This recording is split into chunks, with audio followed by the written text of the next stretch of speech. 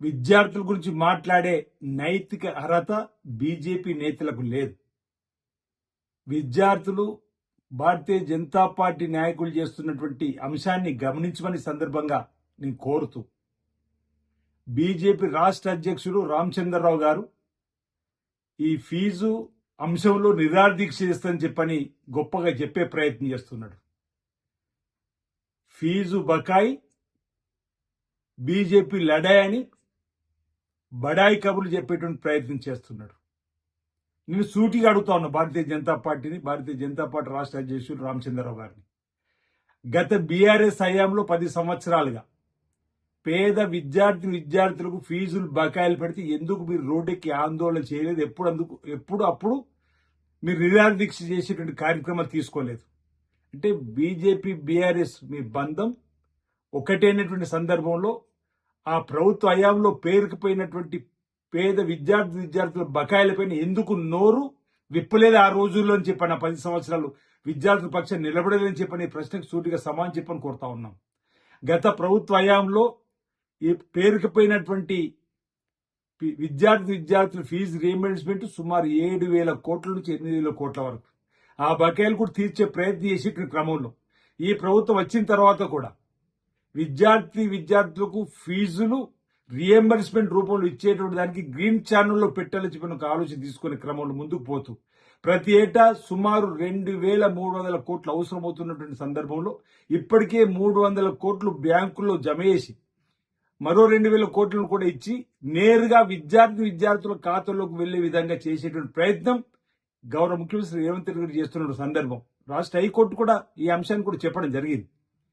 నాణ్యమైన విద్యను పేద విద్యార్థులకు అందివ్వాలని చెప్పని అంతర్జాతీయ ప్రమాణాలతో కూడుకున్నటువంటి విద్యను అందిస్తూ నాణ్యమైన భోజనాన్ని కూడా ఇవ్వాలని చెప్పిన ఒక నిర్ణయం తీసుకుంది. Young India integrated residential school అనే మధ్యలో కొత్తగా మంజూరు చేసే కార్యక్రమం. ఇప్పటికే గురుకులాల్లో 40% డైట్ ఛార్జీలు 200% కాస్మెటిక్ ఛార్జీలు పెంచి ఓవైపు నాణ్యమైన విద్యను అందిస్తూ ఓవైపు నాణ్యమైన భోజనం పోషకాలతో కూడుకున్నటువంటి భోజనాన్ని ఇవ్వాలని చెప్పని ఒక నిర్ణయం తీసుకొని విద్యా ప్రమాణాలు పెంపొందించాలని చేసేటువంటి ప్రయత్నం ఓవైపు ఈ ముఖ్యమంత్రి రేవంత్ రెడ్డి గారు ఈ ప్రభుత్వం చేస్తుంటే భారతీయ జనతా పార్టీ ఆందోళన పేరిట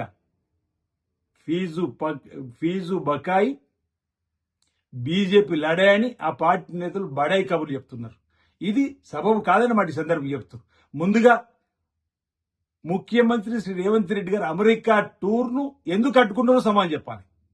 ఈరోజు లండన్లోకి వెళ్లి అక్కడ ఉన్నటువంటి విద్యా ప్రమాణాలు చూడడంతో పాటు అమెరికాకు వెళ్లి అక్కడ ఉన్నటువంటి విద్యా ప్రమాణాలు చూసి తెలంగాణ రాష్ట్రంలో ఉన్నటువంటి పేద విద్యార్థులకు అలాంటి విద్యను అందించాలని చెప్పని ఓ లక్ష్యం చేసుకొని ముందుకు పోతుంటే ఈరోజు మీరు రేవంత్ రెడ్డి గారి పర్యటనను అమెరికాకు పోకుండా అడ్డుకున్నటువంటి మీరా ఈరోజు మాట్లాడేది పేద విద్యార్థుల గురించి ఉంటారు. అసలు మీకు నైతిక అర్హత లేదంటున్నాం.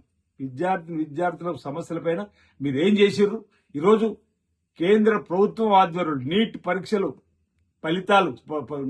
పరీక్షలకు సంబంధించినటువంటి ఫలితాలు రాకంటే ముందే పరీక్షల పత్రమే లీక్ అయిన సందర్భంలో ఈరోజు నిరుద్యోగ యువత విద్యార్థి అందరూ కూడా నరేంద్ర మోడీకి వ్యతిరేకంగా గొంతెత్తుతే దిగివచ్చి ఈరోజు మీరు భారతదేశంలో ఉన్నటువంటి మీ మంత్రిని రాజీనామా చేపించినటువంటి సందర్భంలో మీరు ఫెయిల్యూర్ అయ్యారు. విద్యార్థులకు సంబంధించి అంశంలో మీరు ఫెయిల్ అయినటువంటిది మీరు.